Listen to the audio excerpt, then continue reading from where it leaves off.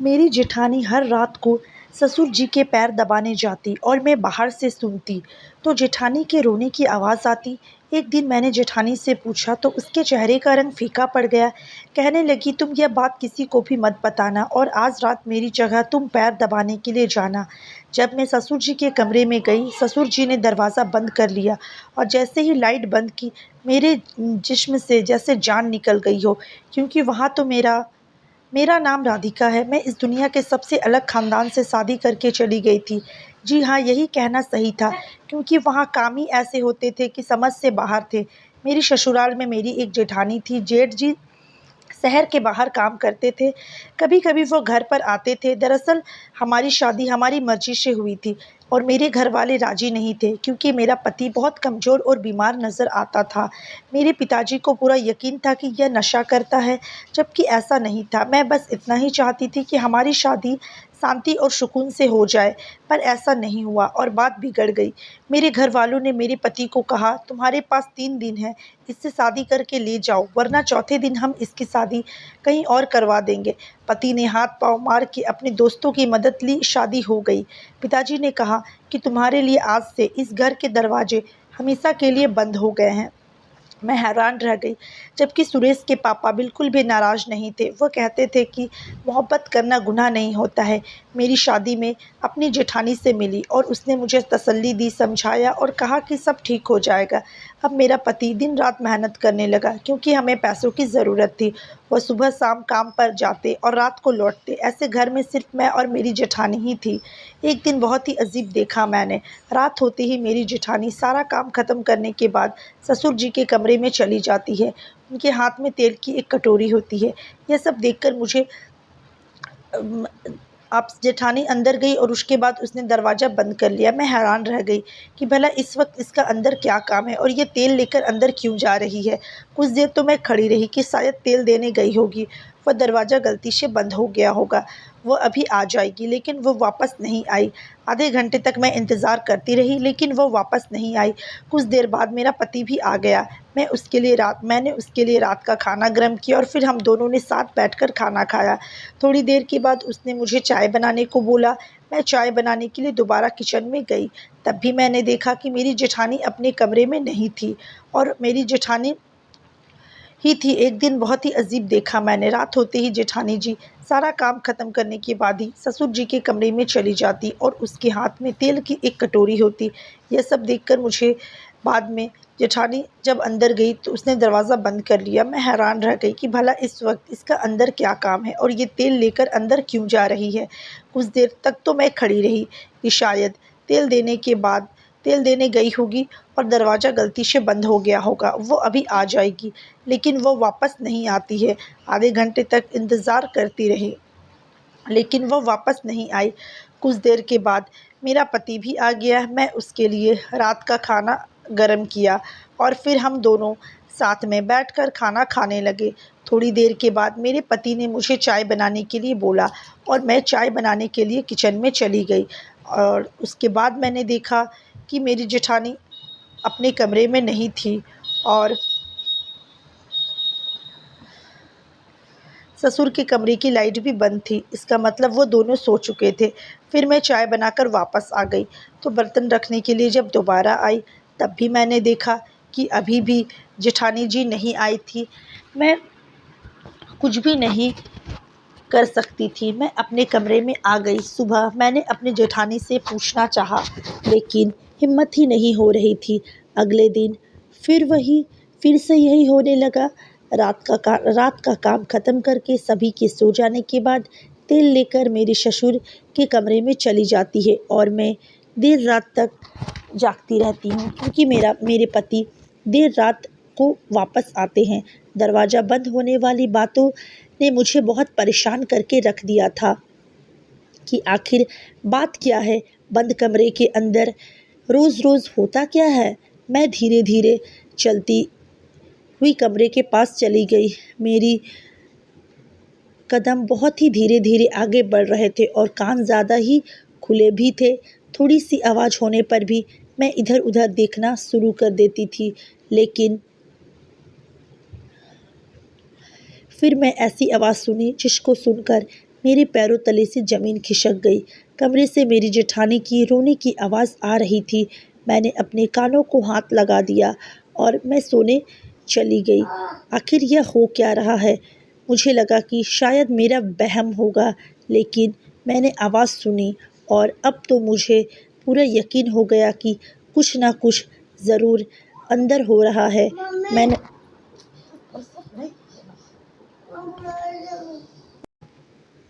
मैंने दरवाज़ा को खटखटाया, तभी कमरे की लाइट ऑन हो गई और मैं डर गई। लगता है कोई आ रहा है। मैं वापस अपने कमरे में आ गई। सोचा अपने पति से इस बारे में बात करूंगी, लेकिन उसको यह सब मैंने कुछ भी नहीं बताया। अगले दिन अपनी जेठानी से बात करने के बारे में सोचा। वह मेरे सामने बैठी फ़ोन देख रही थी और मैं सब्जी काट रही थी। मैंने जेठानी से कहा कि रात को आप ससुर जी के कमरे में क्या करने गई थी और आपके हाथ में तेल था और आपने दरवाज़ा भी बंद कर लिया। मेरी जेठानी के चेहरे का रंग उतर गया। उसने मुझे इस तरह की बात सुनने की कोई उम्मीद नहीं की थी। वह कहने लगी कि उनके पैरों में दर्द होता है, तो मैंने सोचा कि पैरों को थोड़ा दबा दबा कर तेल से मालिश कर देती हूँ, थोड़ा आराम मिल जाएगा। मैंने कहा, अच्छा ठीक है, आप मालिश करने गई थी, लेकिन दरवाज़ा बंद करने की क्या ज़रूरत थी? और आप तो अंदर जाकर बैठ ही गई थी। मैं आधे घंटे से देख रही थी, आप अपने कमरे में नहीं आई थी। मेरी जेठानी ने मुझसे झूठ बोल दिया कि मैं कमरे में नहीं थी, मैं बाथरूम गई हुई थी, इसलिए तुम्हें शायद मैं नज़र नहीं आई। मेरी तबीयत थोड़ी ख़राब थी। वह मुझसे नज़रें नहीं मिला पा रही थी और वह काम करने चली गई। मैंने कहा कि क्या हुआ आपकी तबीयत को? तो वह गुस्से से बोली, क्यों तुम इतनी सी बात को बड़ी कर रही हो? छोड़ो यह सब, आज बहुत ज़्यादा गर्मी है और तुम मुझसे इतना ज़्यादा सवाल क्यों कर रही हो? उसने बात को ही पलट दिया, लेकिन मुझे अंदाज़ा हो गया था कि मेरी एक बहुत ही अच्छी दोस्त थी। जब मैंने उसको यह सब कुछ बताया तो उसने यह बात सुनकर बहुत आश्चर्य हुआ। वह बोली, तुम पागल तो नहीं हो गई हो? वहाँ पर क्या हो रहा होगा, ये तुम्हें पता करना चाहिए। मेरी जेठानी भी अजीब तरह की औरत थी। वो अकेली रहना ही पसंद करती थी और कपड़े भी बड़े बड़े खुले खुले पहनती थी। एक तरफ बोलती थी कि मुझे गर्मी बहुत लग रही है और दूसरी तरफ इतनी लंबी और मोटे कपड़े पहनती थी। तब उसको गर्मी नहीं लगती थी क्या? कोई ना कोई तो बात ज़रूर है। एक दिन हमारे घर में एक रिश्तेदार आई हुई थी। उसने बातों बातों में मैंने बात की और उसने कहा कि तुम्हारा पति भी शादी से पहले दूसरे देश में जाना चाहता था, लेकिन उसके पिता ने उसे जाने नहीं दिया। मैंने कहा कि मेरे पति बाहर नहीं जाए वही अच्छा है, मैं उससे बहुत प्यार करती हूँ। उन्होंने कहा कि हाँ, तुम्हारी जेठानी का भी पति बाहर रहता है, बेचारी कितनी उदास होती होगी, मन ही कहाँ लगता होगा। मैंने सोचा, उदास तो नहीं होती है, बिल्कुल नॉर्मल रहती है, तैयार भी होती है, कपड़े भी नए नए पहनती है। तो रिश्तेदार ने कहा, नहीं, ऐसा तो नहीं हो सकता, हमने तो उसे बहुत ही उदास देखा है, वैसे है बड़ी खूबसूरत। मैंने कहा, खूबसूरत तो बहुत है, पर ऐसे में जब पति पास ना हो तो आदमी तैयार होकर किसको दिखाता है? लेकिन उसका दिल करता होगा तो वह तैयार होने हो जाती है। तैयार होना भी अच्छी बात है, इंसान को अपने लिए भी तैयार होना चाहिए, अपने लिए भी जीना चाहिए। सिर्फ पति के लिए ही औरत क्यों तैयार हो? वह अपने लिए भी तो तैयार हो सकती है, ताकि अपने आप को खूबसूरत देखकर उसे खुशी मिले। मेरी जेठानी को देखकर बिल्कुल भी नहीं लगता है कि उसका पति बाहर विदेश में रहता है। उसे घर में मेरी जेठ को उसी घर में मेरी जेठ की कभी कोई चर्चा नहीं होती थी, ना ही उसका कोई नाम लेता था। नहीं, ना ही मैंने कभी कोई फ़ोटो देखी थी। जेठानी को भी कभी अपने पति से बात करते हुए भी नहीं देखा था।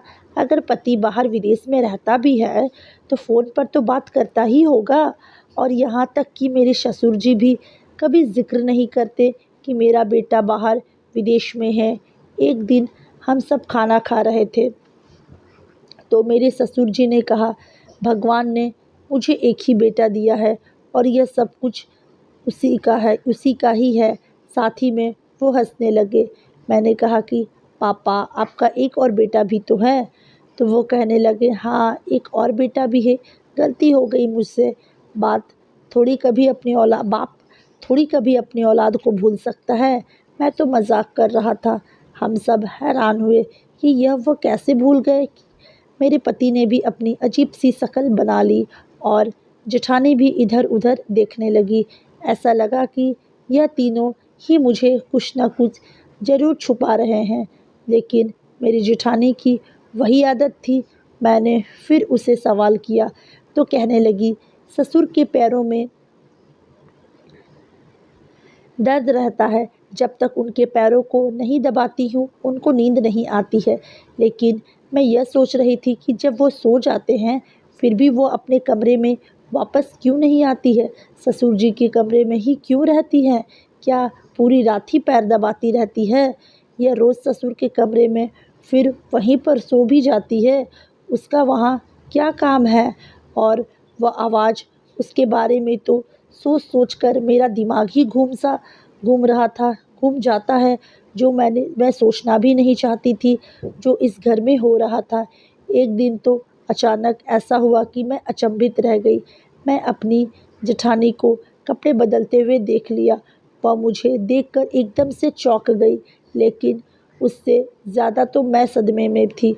मैंने देखा कि मेरी जेठानी माँ बनने वाली है और मैंने उनसे कहा कि आपने मुझे बताया भी नहीं इतनी बड़ी बात। तो उसकी ज़बान मानो उसके साथ ही नहीं दे रही थी। पहले तो वो बहुत घबरा गई, फिर खुद को संभाल कर कहने लगी, हमारे ख़ानदान में यह सब बताया नहीं जाता है। जब तक कि बच्चा 7 महीने का नहीं हो जाता है तब तक किसी को भी यह बात नहीं बताई जाती है। कहते हैं कि बताने से नज़र लग जाती है। इसलिए मैंने किसी को भी यह बात नहीं बताई है कि मैं माँ बनने वाली हूँ। मैंने कहा कि मेरे पति ने भी मुझे यह नहीं बताया था।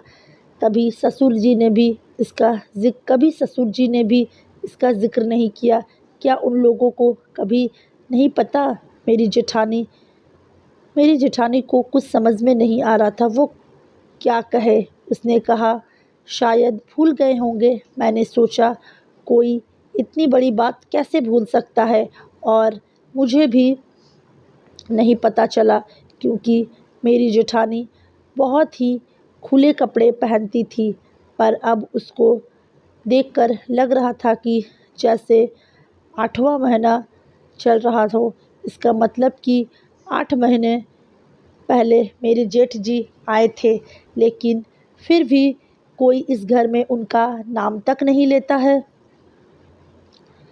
क्या उनकी कोई दुश्मनी थी या उनको पसंद नहीं थी। इस घर में रहते हुए भी मुझे अभी 1 महीना ही हुआ था। वह भी उनके लिए कुछ नहीं भेजते थे, ना कोई पार्सल, ना कोई फ़ोन। फिर मैंने सोचा, एक तो मेरी जेठानी की यह हालत है, ऊपर से मेरे ससुर जी फिर भी उसको अपने पैर दबाने के लिए बुला लेते हैं, अपने पैरों पर मालिश करवाते हैं। वह भी हर रोज़ उनको इतना तो सोचना चाहिए कि यह पेट से है, इसको आराम की ज़रूरत है। एक दिन हम सब खाना खा रहे थे तो मैंने अपनी जेठानी को कहा कि मैं आपके लिए चाट बनाई हूँ। इस हालत में आपको चाट खाने का तो मन करता ही होगा। यह बात सुनकर जेठानी के गले से खाना अटक गया और ससुर जी ने भी उनकी उसको बड़ी हैरानी से देखा। वह सबके सामने कहने लगी कि तुम्हें क्या हो गया है। तुम्हें किसने यह कह दिया कि मैं पेट से हूँ, जबकि मेरा पति ही मुझसे मिलने के लिए ही नहीं आया। तो मैं पेट से कैसे हो गई। मेरे तो कदमों तले ज़मीन खिसक गई कि कैसे मेरी जेठानी ने तुरंत ही मेरे सामने झूठ बोल दिया, जबकि मुझे अच्छी तरह से पता है कि वह पेट से है और अगर उसका पति नहीं आया तो फिर यह बच्चा किसका था। मेरे ससुर जी ने भी कहा कि वह तुमसे मजाक कर रही थी और तुमने सच मान लिया। बेटी, अभी कोई खुशखबरी नहीं है। इस खुशखबरी के लिए तो हम भी तो तुम लोगों की तरह ही देखते हैं कि जल्दी से कोई खुशखबरी सुना दो, हमारे इस घर में भी चहल पहल हो जाएगी। मेरे ससुर जी ने अचानक ही मेरी जेठानी को कहा कि तुम्हें तुम्हारी मम्मी के घर छोड़कर आना आना था ना, आओ मैं तुम्हें छोड़ देता हूँ। मैं तो भूल ही गया था और तुम भी याद नहीं दिलवाती हो। अब उसका पति घर पर नहीं है तो यह जिम्मेदारी मुझे ही तो पूरी करनी होगी। जब ये कहती है तो इसको इसके मायके छोड़ आता हूँ और जब ये बोलती है तो मैं वापस ससुराल ले आता हूँ। मेरे ससुर जी भी मुझे सफाई दे रहे थे। उन्होंने कहा कि इसके पिताजी के साथ मेरी पुरानी दोस्ती है, वहाँ भी थोड़ी देर बैठकर बातें कर लेता हूँ तो मेरा थोड़ा सा टाइम पास हो जाता है। तुम दोनों मियाँ बीबी बैठकर खाना खाओ, हम चलते हैं। मेरी जेठानी के चेहरे का तो रंग ही उड़ गया। वह मेरी तरफ एक टक लगाए देखे जा रही थी, जैसे कि मैं उसकी ज़िंदगी बर्बाद करने वाली हूँ। मेरे ससुर जी उसको लेकर वहाँ से चले गए, जबकि इससे पहले तो मैं ऐसी कोई बात नहीं की थी कि आज ही लेकर जाना है।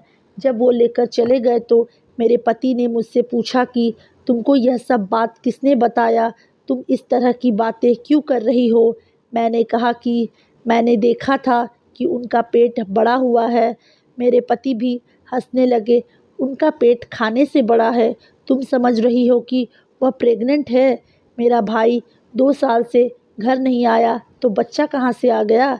मैं अपने पति को कुछ भी नहीं कह सकी और ना ही कोई बहस की, पर बात साफ थी और मैंने अपनी आँखों से देखा भी था कि मेरी जेठानी पेट से थी और उसका 8वां महीना चल रहा था, लेकिन वह यह बात क्यों छुपा रही है। और अगर छुपा भी रही है तो कब तक छुपाती, क्या यह बच्चा पैदा नहीं करेगी। मेरे ससुर जी जेठानी को मायके से लेकर रात तक वापस आ जाते हैं तो जेठानी को देखकर मैं फिर से हैरान हो जाती हूँ, क्योंकि उसके चेहरे पर एक बहुत बड़ा निशान बना हुआ था, जैसे किसी ने मारा हो। मैं आगे बढ़ी, मैंने कहा कि क्या हुआ, ये कैसे हुआ। तो वो कहने लगी कि मैं रिक्शा से गिर गई और मेरा मुंह ज़मीन पर जा गिरा। मेरी जेठानी को देखकर ऐसा लग रहा था कि वह झूठ बोल रही है और वो अपने कमरे में चली गई और उसने खाना भी नहीं खाया। अगर वो रिक्शे से गिरी होती तो उसका मुंह ज़मीन पर लगा होता तो उसके चेहरे पर भी नुकसान होता, जबकि ऐसा कुछ भी नहीं हुआ था। ऐसा लगता था कि किसी ने जानबूझकर उसको मारा है। आज की रात भी जब वो मेरे ससुर जी के कमरे में जा रही थी तो उसकी आंखों से आंसू बह रहे थे। जब वो कमरे में जा रही थी तो उसने अपने आंसू को पोंछा। मैंने सोचा इस बेचारी के साथ ज़रूर कोई जुल्म हो रहा है यहाँ पर, और यह सब कुछ शांत कैसे कर रही है। एक दिन मुझे बहुत गुस्सा आया और मैं अपनी जेठानी को कहा कि इतना बड़ा झूठ क्यों बोलते हैं आप सबके सामने, कोई अंधी हूँ क्या मैंने आपको अपनी आँखों से देखा है कि आप माँ बनने वाली है और आपने कोई नकली पेट नहीं लगा रखा है और आप इतना खाती भी नहीं हैं कि आप मोटी हो जाएंगी। आपके पेट में किसका बच्चा है। जब आपका पति 2 साल से घर नहीं आया तो यह बच्चा किसका है। मेरी जेठानी मेरी बात सुन ली लेकिन कुछ जवाब नहीं दिया। मैंने कहा उस कमरे से वापस क्यों नहीं आते हैं। आप तेल लगा दिए तो वापस आ जाया करिए, वहाँ सोने की क्या ज़रूरत है। और कौन सा उनके पैरों में दर्द रहता है जो रोज़ मालिश करने जाते हैं। आप कौन सा काम करते हैं। अगर आप दोनों मिलकर कोई चक्कर चला रहे हैं या मुझसे कुछ छुपा रहे हैं और अगर मुझे पता चल गया तो मैं सारे मोहल्ले में आप लोगों की बदनामी कर दूंगी, छोड़ूंगी नहीं। आप लोगों को। मुझे पता है एक औरत आदमी के बगैर नहीं रह सकती है। आपका पति 2 साल से घर नहीं आया, लेकिन इसका मतलब ये नहीं है कि आप उसकी इज्जत का सौदा कर दें। और इस बच्चे का क्या कसूर है जो इस दुनिया में आएगा तो किसको अपना बाप कहेगा? क्या आपको इसको इस दुनिया में लेकर नहीं आना चाहती है? कब तक छुपाएंगी? क्यों अपनी ज़िंदगी बर्बाद कर रही है? मेरी जेठानी जी को भी गुस्सा आ गया। उसने कहा, ठीक है, तो तुमको यही लगता है कि मैं अपने ससुर के कमरे में जाती हूँ? मेरा बच्चा भी मेरे पति का नहीं है, तो आज मेरी जगह तुम हमारे ससुर के कमरे में जाओ और उन्हें तेल मालिश करना और फिर देख लेना कि वहाँ पर क्या होता है। मैंने कहा, ठीक है, मैं चली जाऊँगी, देखती हूँ कि क्या होता है। उसने कहा कि ससुर ने पहले ही कमरे की लाइट ऑफ़ कर दी। लाइट ऑफ़ करके रखी होती है और तुम्हें वहाँ इतना ही कहेंगे कि तेल लगा दो, तुम आराम से लगा देना, उसमें कोई मसला नहीं है। मैंने कहा, ठीक है, मैं भी जाऊँगी और देखूँगी कि अंदर होता क्या है। मुझे पता था कि औरत की गलती नहीं होती है, औरत जीत कर भी हार जाती है, लेकिन फिर भी यहाँ तो मुझे गलती जेठानी की ही लग रही थी। अगर कुछ गलत हो रहा है तो वह किसी को बोलती क्यों नहीं है? अगर कुछ गलत हो भी रहा है तो किसी को बोलती क्यों नहीं है? अगर मेरे ससुर जी उसे ज़बरदस्ती कर रहे हैं तो फिर वह यह सब बर्दाश्त क्यों कर रही है? वह अपने पति से क्यों बात नहीं करना चाहती है? ना ही मेरे पति को कुछ बताती है, किसी को कुछ नहीं बताती। कम से कम मुझे तो बता देती, मैं उसकी मदद कर देती। यह किसने किस तरह की आवाज़ मैंने सुनी थी? मुझे अपनी जेठानी पर भी शक हो रहा था। मेरे पति तो वैसे ही देर से आते थे, मेरे ससुर 10 बजे ही सो जाते थे। इसलिए मेरी जेठानी ने मुझे कहा कि आज तुम चली जाओ। मैंने देखा कि कमरे की लाइट पहले से ही बंद थी। मैंने हाथ में तेल की कटोरी ली और अंदर चली गई। मेरी जेठानी ने कहा कि अंदर जाते ही दरवाज़ा बंद कर लेना और कोई बात पूछे तो आगे में सिर्फ हाँ हूँ ही करना। मुझे डरने की भी क्या ज़रूरत थी? मेरे ससुर थे, अगर पता चल भी जाता तो मैं फ़ौरन बाहर आ जाती। मेरी जेठानी बाहर ही खड़ी रही, लेकिन जब मैं अंदर गई तो मेरे ससुर ने अंदर जाते ही ऐसी बात कही कि मैंने अपने कानों को हाथ लगा लिया। वो कहने लगे कि मेरी जान आज इतनी देर क्यों लगा दी? मैं पूरी तरह हैरान रह गई। मेरे पास बैठो, खड़ी क्यों हो? क्या हो गया? नाराज़ हो मुझसे? वो ऐसे बोल रहे थे जैसे कोई अपनी पत्नी से बात कर रहा था। मुझे तो वहाँ 2 मिनट ही हुए थे कि मैं वहाँ से तुरंत बाहर आ गई और अपनी जेठानी को हैरानी से देखा। फिर वह मुझे अपने कमरे में ले गई और उसने मुझे एक तस्वीर दिखाई और कहने लगी कि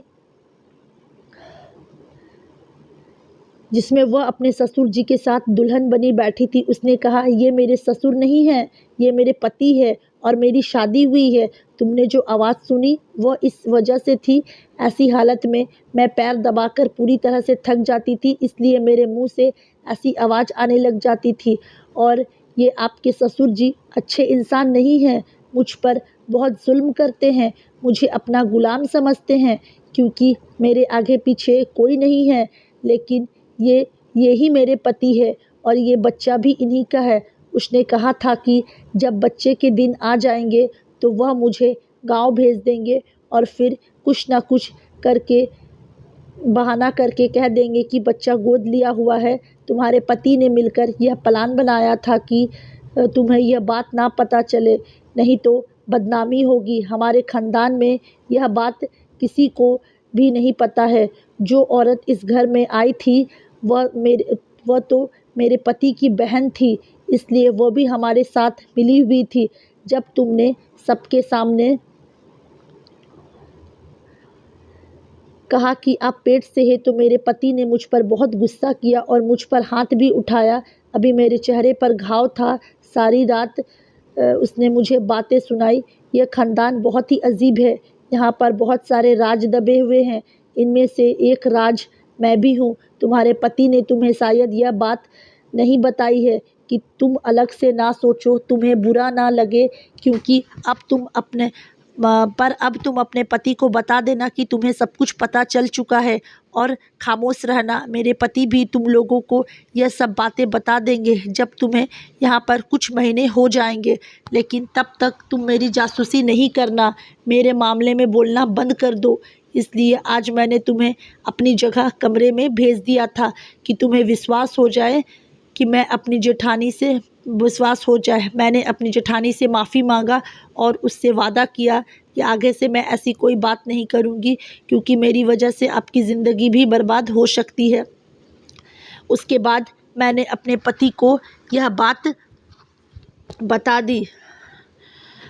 वह भी शर्मिंदा हो गए। उसने कहा, जब तुम यहाँ पर आई थी तो मैं नहीं चाहता था कि तुम यह सोचो कि मैं कैसे लोगों के घर में आ गई हूँ। मेरे पिताजी ने इस लड़की से शादी की है, इसलिए वो हमारी शादी के खिलाफ़ नहीं थे और उनको उनकी हालत पर छोड़ दो, मेरे साथ अपनी ज़िंदगी की शुरुआत करो। मैंने ऐसा ही किया। ससुर के यहाँ बेटी पैदा हुई तो फिर उसके अंदर भी थोड़ी सी शर्म आई, क्योंकि पहले उनकी कोई भी बेटी नहीं थी। अब वो अच्छे तरीके से रहते थे और अपनी पत्नी का ख्याल भी रखते थे। हम लोग भी इस तरह की ज़िंदगी अच्छी तरह से ज़िंदगी गुजार रहे थे। वो लोग अपनी ज़िंदगी में खुश रहते और हम लोग अपनी ज़िंदगी में। मेरे पति बहुत ही अच्छे इंसान हैं, मुझे बहुत प्यार करते हैं, मेरे लिए मेहनत भी करते हैं। तो दोस्तों, कैसी लगी आप लोग को ये सस्पेंस से भरी कहानी? अगर कहानी अच्छी लगी होगी तो वीडियो को लाइक ज़रूर करें। चैनल पर नए आए हो तो चैनल को सब्सक्राइब करना बिल्कुल भी ना भूलें। मिलते हैं नेक्स्ट वीडियो के साथ, तब तक के लिए बाय बाय।